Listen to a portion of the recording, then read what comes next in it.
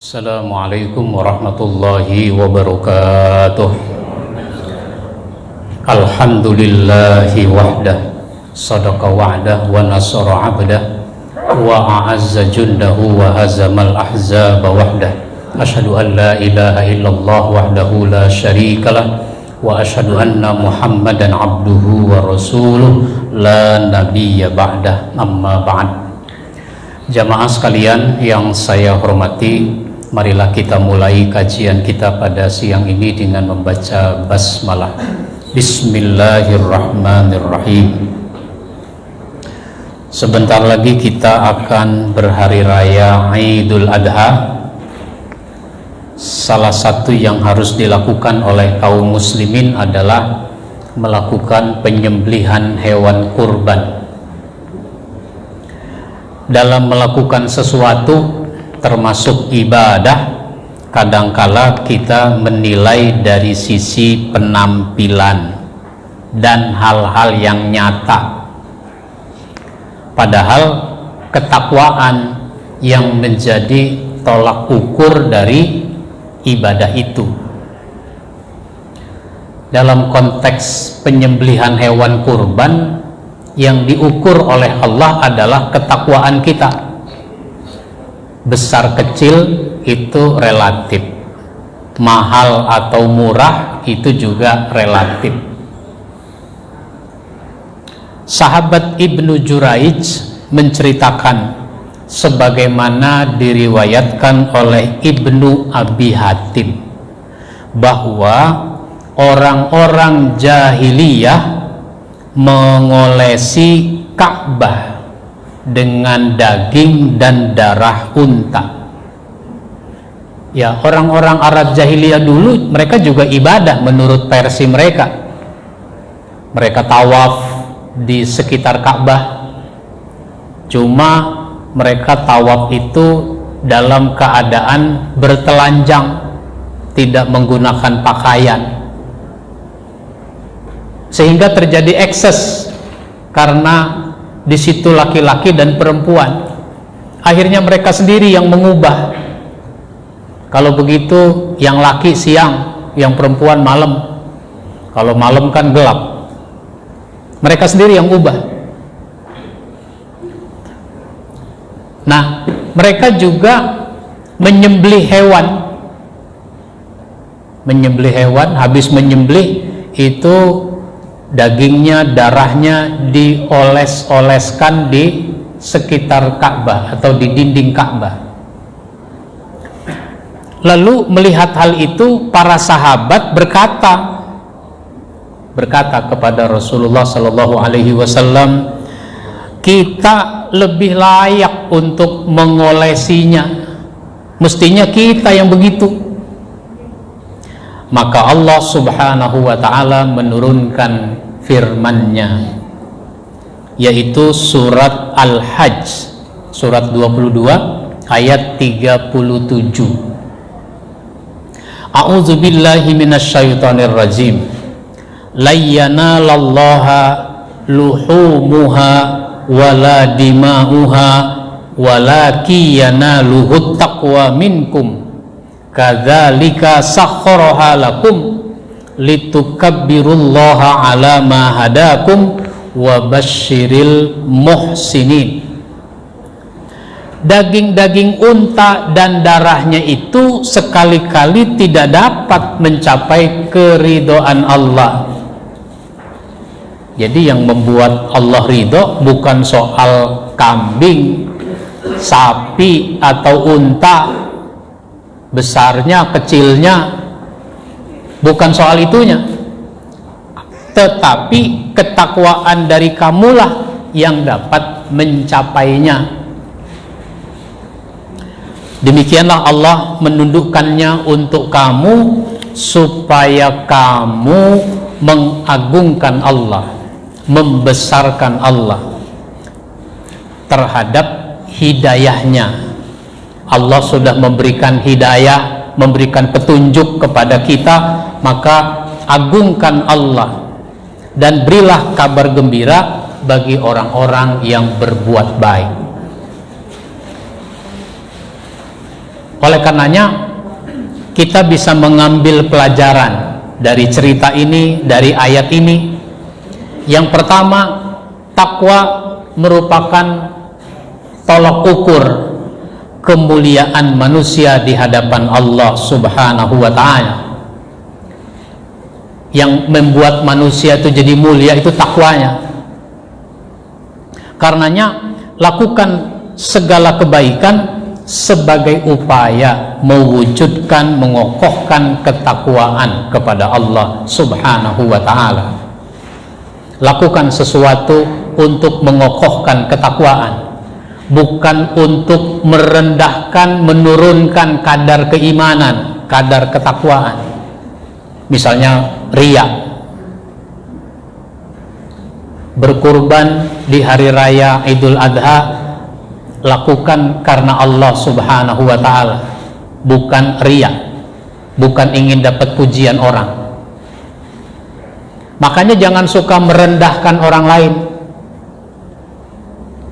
Bapak kurban pakai nyembeli apa Pak? Kambing. Berapa harganya? 2 juta. Hah? 2 juta? Kayak saya dong, yang kambingnya 4 juta. Oh. Ya kalau ngomong begitu namanya riya, tidak dalam rangka ketakwaan. Nyembeli apa Pak? Sapi. Berapa? 3,5 juta kali 7. Wah, murah amat.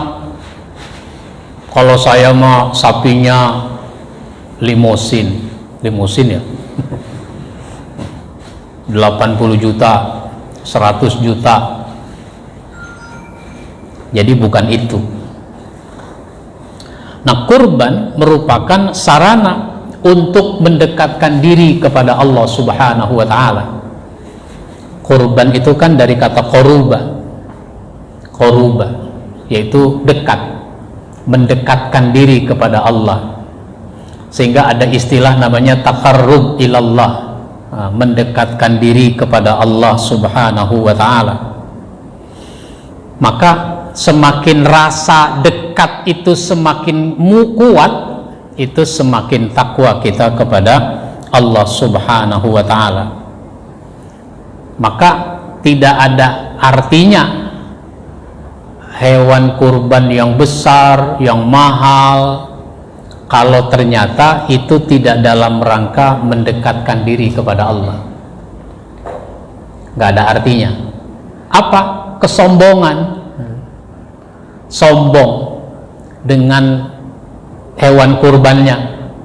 Ya, sombong itu nggak ada tempat di sisi Allah Subhanahu wa ta'ala. Maka orang yang sombong, dia semakin jauh dari Allah.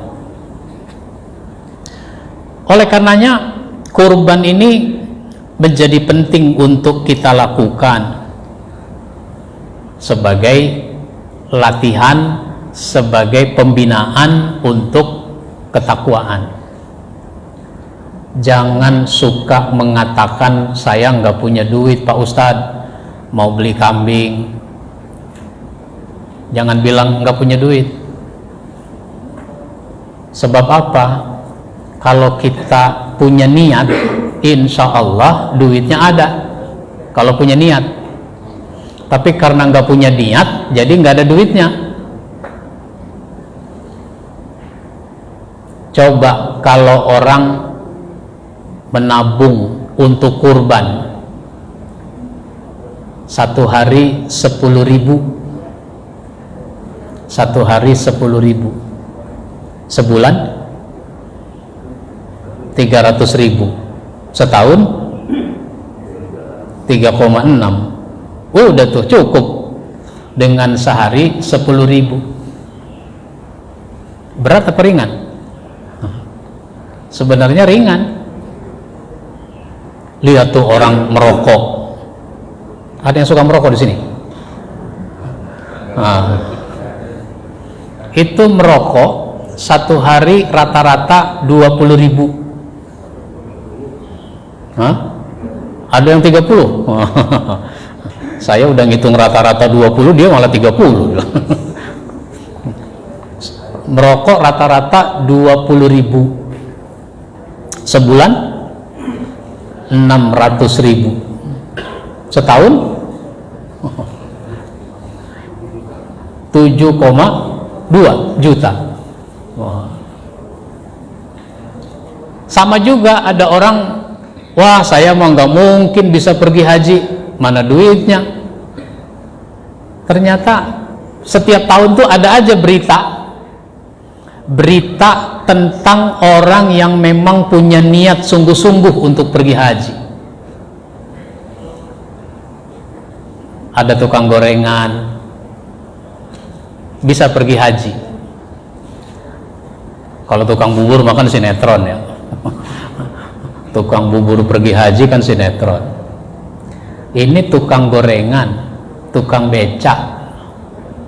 Bahkan tahun ini ada jamaah haji termuda, itu dia nyelengin uang jajan dari SMP. Dari SMP dia sudah nyelengin, sudah nabung, itu uang jajan 5.000 per hari. Cukup 25 juta dia nyetor gitu. Begitu. Jadi ada keseriusan, ada kesungguhan, ada niat. Ya kalau nggak mau nyelengin, beli aja anak kambing yang kecil, angon sendiri. Iya, rumput banyak tuh, tinggal dilepas. Begitu. Kembali kepada niat. Kalau niat ada jalannya. Jangan bilang nggak punya uang. Beli pulsa punya, beli handphone bisa, beli motor, wah setiap rumah motornya ada berapa? Bapak punya motor, istri punya motor, anak punya motor, oh, gitu. Semua kebeli. Masa iya kambing nggak kebeli? Kira-kira begitu. Yang tidak mampu itu membangun kemampuan. Yang mampu tapi tidak mau, itu yang kata Nabi, man kana lahu sa'atun walam yudhi fala yaqrabanna musallana. Barang siapa yang punya kesanggupan, punya kemampuan, tapi ternyata dia tidak mau berkorban, maka jangan mendekati tempat sholat kami. Maksudnya jangan mendekati tempat sholat kami bukan berarti dia nggak boleh sholat di masjid, tapi maksudnya nggak pantas rajin ke masjid, sholat berjamaah bersama kaum muslimin, tapi mampu berkorban, dia tidak mau berkorban. Yang ketiga, salah satu ciri orang takwa adalah mau menginfakkan harta dalam berbagai keadaan. Karena itu berkorban tidak hanya saat tertentu, tapi selalu berkorban secara rutin. Bukan cuma berkorban pada waktu hari raya Idul Adha, hari-hari lain juga kita berkorban. Sedekah harus kita lakukan. Karena apa? Karena kita mendapatkan sesuatu itu juga karena adanya pengorbanan dari orang lain. Disinilah para sahabat mencontohkan kepada kita bagaimana mereka berkorban begitu besar, berkorban saling berlomba, yang disebut dengan fastabiqul khairat, berlomba-lomba dalam kebaikan. Saya pernah menceritakan dalam pengajian kita ini, dulu Umar bin Khattab datang ke rumah Nabi bawa duit yang banyak. Ya Rasul, saya mau infak. Ini diterima. Nah, diterima dengan senang hati oleh Rasul. Dibuka bungkusannya, ternyata isinya uang yang banyak. Enggak lama kemudian datang lagi sahabat Nabi. namanya Abu Bakar As-Siddiq. Abu Bakar juga bawa kantong isinya uang. Ya Rasul, saya mau infak fi sabilillah. Ini diterima. Maka dia serahkan kepada Rasul. Rasul terima, Rasul buka, ternyata uang yang Rasul terima lebih banyak lagi dibanding yang diberikan oleh Umar bin Khattab. Rasul tadi bertanya kepada Umar, apa yang kamu sisakan untuk keluargamu?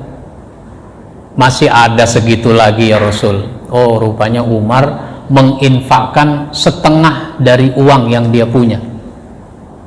Maka pertanyaan yang sama disampaikan juga kepada Abu Bakar As-Siddiq. Untuk kamu sama keluarga apa yang disisakan? Ya Rasul, untuk kami cukup Allah dan Rasulnya. Itu artinya apa? Itu artinya Abu Bakar menyerahkan semua uang yang dia punya untuk diinfakkan itu. Jangan bilang Abu Bakar ini berlebihan. Memang tidak boleh sih begitu. Tapi buat Abu Bakar nggak berlebihan. Kenapa? Karena keluarganya siap. Keluarganya siap untuk itu. Apalagi Abu Bakar punya jiwa yang sangat optimis.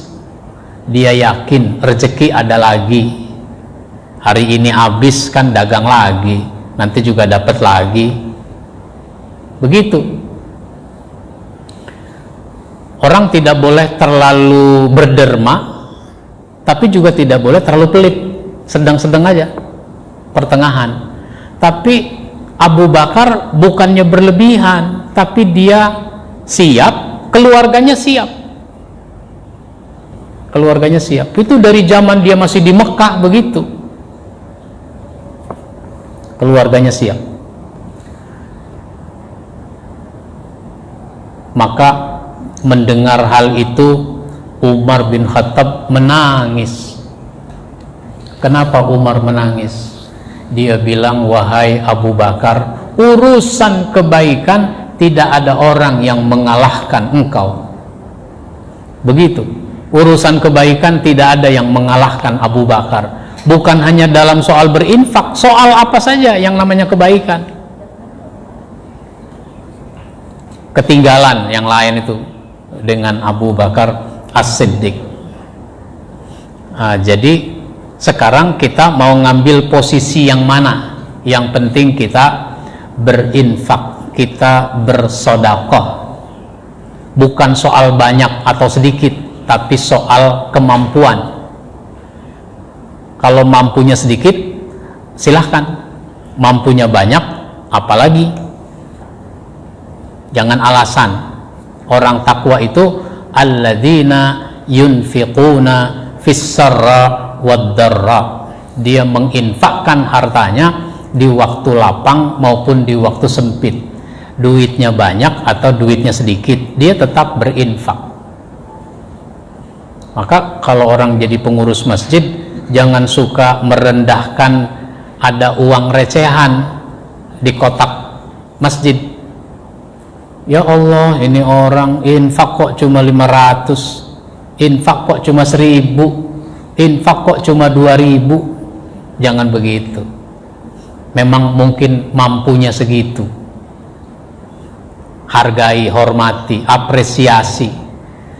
Maka dulu ada sahabat mengatakan, ya Rasul, enak dong sahabat-sahabat yang kaya, duitnya banyak, bisa berinfak dalam jumlah yang banyak. Kalau kami ini nggak punya, bagaimana? Apa kata Nabi? Ittaqun nar walau bisyikki tamratin. Takutlah kamu kepada neraka meskipun hanya dengan sebiji kurma. Meskipun cuma bisa sebiji kurma, nggak apa-apa. Begitu. Baik. Silahkan, ada yang mau bertanya, yang mau menanggapi?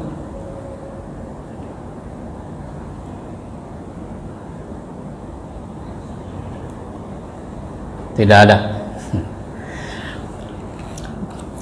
karena salah satu tolok ukur orang takwa itu adalah dia suka berkorban, maka jangan sampai kita terlalaikan dari keharusan berkorban itu, terlalaikan, sehingga disebutkan ya ayyuhalladzina amanu la tulhikum amwalukum wala auladukum an zikrillah wa may yaf'al dzalika faulaika humul khasirun.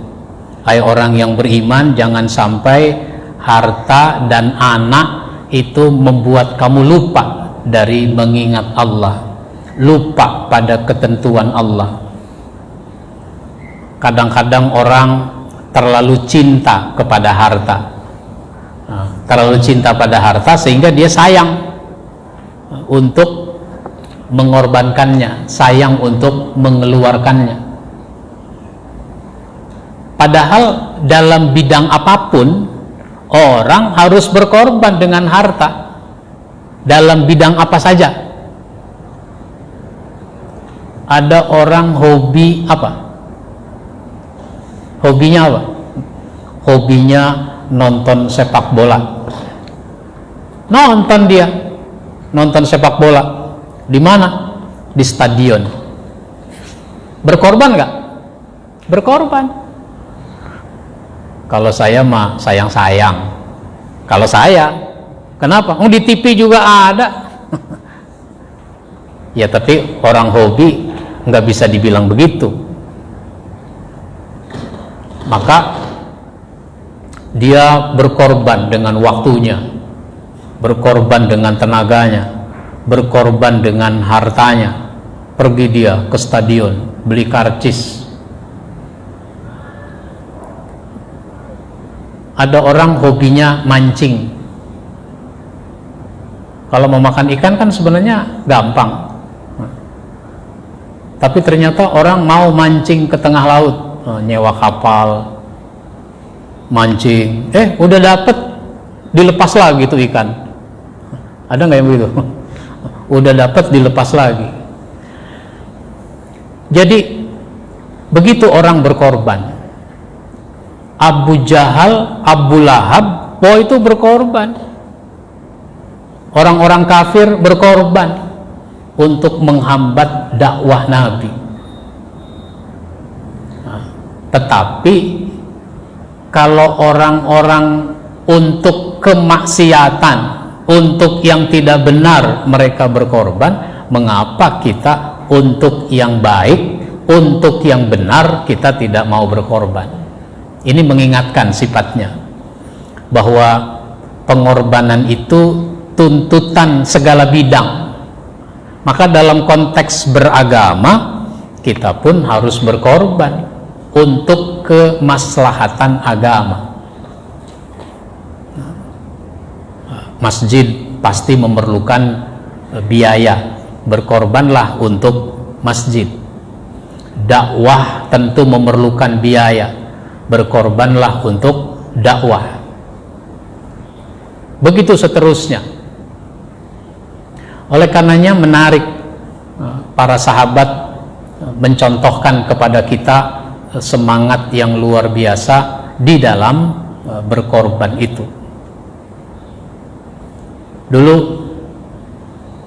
ada Nabi lagi kumpul di satu tempat. Tiba-tiba Nabi tunjuk sebidang tanah. Kalian lihat gak tuh? Kalau bahasa kita itu kebun itu, lihat gak? Oh iya, kami lihat ya Rasul. Ada apa ya Rasul? Kenapa? Itu kebun, di situ ada sumurnya. Sumurnya itu ada airnya. Airnya itu kualitasnya bagus. Kualitas airnya bagus.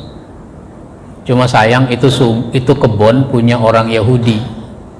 Nah, kalau ada di antara kalian yang bisa membeli, bagus. Wah, itu kemudian sahabat Utsman bin Affan, ini juga sahabat yang duitnya banyak ini, Utsman bin Affan, menantu Nabi. Menantu Nabi itu kan Utsman bin Affan, Ali bin Abi Thalib. Kalau Utsman duitnya banyak, kalau Ali ilmunya yang banyak. Duitnya sih nggak banyak Ali itu, tapi Ali juga dermawan. Meskipun duitnya nggak banyak, dia dermawan, sehingga kalau lagi punya duit, meskipun nggak banyak, dia nggak tahan-tahan untuk berderma. Sesudah Utsman bin Affan membeli itu tanah, dia sampaikan pada Rasul, ya Rasul, itu tanah udah saya beli, udah dibayar cash. Kalau bahasa kita, kalau kita kan suka nyicil ya. Nyicil sampai kapan? Sampai mati. Nyicilnya lama.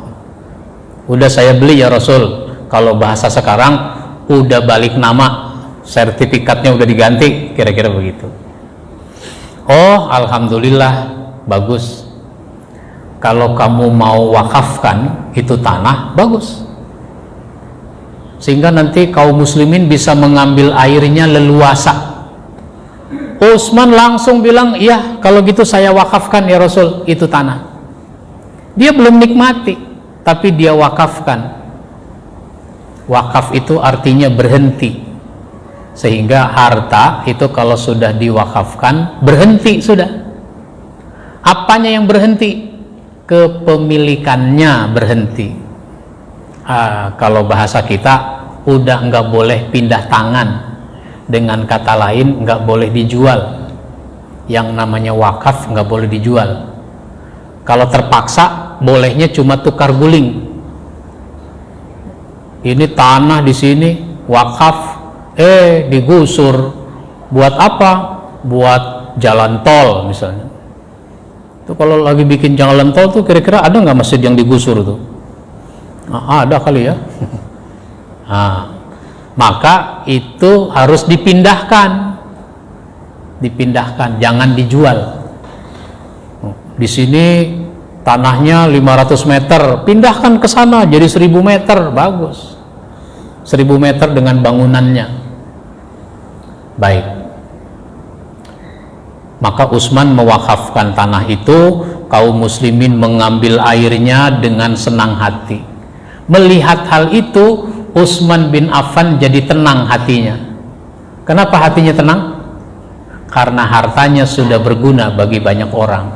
Maka Allah turunkan ayat, ya ayyatuhan nafsul mutmainnah, hai jiwa yang tenang. Itu maksudnya Utsman bin Affan. Dia jiwanya jadi tenang karena hartanya sudah berguna bagi banyak orang. Inilah satu ayat mengingatkan kita semua. Sebentar lagi Idul Adha, mudah-mudahan kita bisa berkurban dengan menyembelih hewan. Kalau belum niat, bisa pasang niat sekarang. Iya, saya mau, tapi duitnya belum cukup. Ya, kalau belinya habis lebaran haji, hari ini lebaran, besok, itu harganya udah turun tuh. Ya, saya punya duit cuma 2,5 juta. Kambing 3,5 juta misalnya. Pas hari besoknya udah turun tuh harganya. Karena tukang kambing daripada dibawa pulang kampung lagi, dijual lebih murah, nggak apa-apa. Baik, insya Allah kita sambung pada kesempatan berikutnya. Kita akhiri dengan baca doa. Bismillahirrahmanirrahim. Alhamdulillahirabbil alamin. Allahumma shalli ala sayyidina Muhammad wa ala ali sayyidina Muhammad. Allahumma arinal haqqa haqqa warzuqna ittiba'ah wa arinal batila batila warzuqna istinabah. Allahumma a'inna ala dzikrika wa syukrika wa husna ibadatik. Rabbana zalamna anfusana wa illam taghfir lana wa tarhamna lanakunanna minal khasirin. Rabbana atina fid dunya hasanah wa fil akhirati hasanah wa qina adzabannar. Walhamdulillahi rabbil alamin. Wassalamu alaikum warahmatullahi wabarakatuh.